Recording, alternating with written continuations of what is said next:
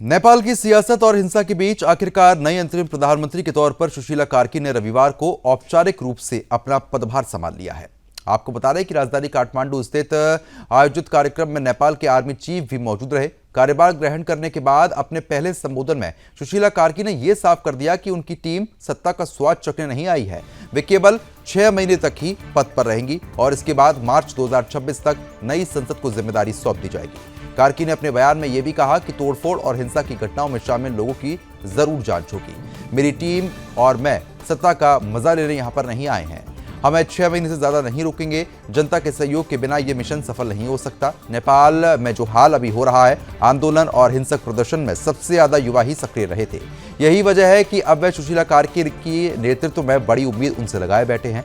युवाओं का यह कहना है कि बेरोजगारी, भ्रष्टाचार और पारदर्शिता की कमी नेपाल की सबसे बड़ी समस्या रही है।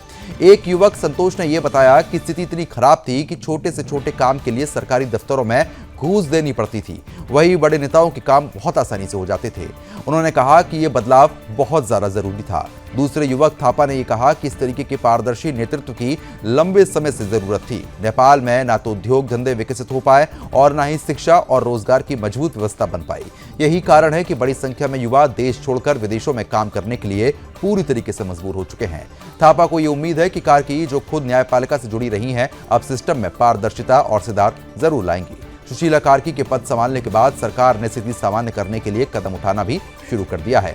करीब 4 से 5 दिन बाद नेपाल भारत बॉर्डर आम लोगों के लिए खोल दिया गया है।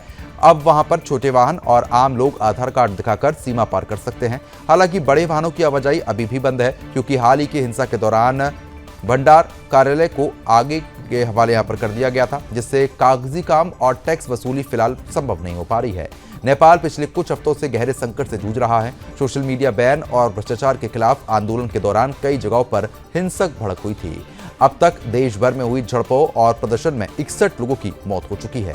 ताजा घटना में काठमांडू के बौद्ध इलाके में भाट बटेनी सुपर स्टोर से शनिवार सुबह 6 शव बरामद हुए। हालांकि कर्फ्यू में ढोल और सीमाओं पर आवाजाही शुरू होने के बाद लोगों को धीरे धीरे राहत जरूर यहां पर मिल रही है। नेपाल की राजनीति इस समय आपको बता दें कि बहुत आपातकाल से गुजर रही है। राष्ट्रपति द्वारा संसद भंग करने और पूर्व प्रधानमंत्री केपी शर्मा ओली के इस्तीफे के बाद अब कार्की के नेतृत्व में अस्थायी सरकार काम करेगी। 6 महीने बाद नए संसदीय चुनाव होने हैं, जिसके जरिए नेपाल की जनता अस्थायी सरकार चुनेगी।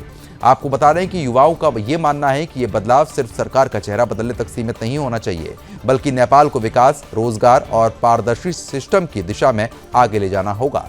अंतरिम प्रधानमंत्री सुशीला कार्की के लिए यह बहुत बड़ी चुनौती होगी। नेपाल की नई अंतरिम प्रधानमंत्री सुशीला कार्की रविवार को आपको बता रहे हैं कि सिंह दरबार पहुंची और औपचारिक रूप से पदभार संभाला। इस दौरान नेपाल के आर्मी चीफ भी उनके साथ मौजूद रहे।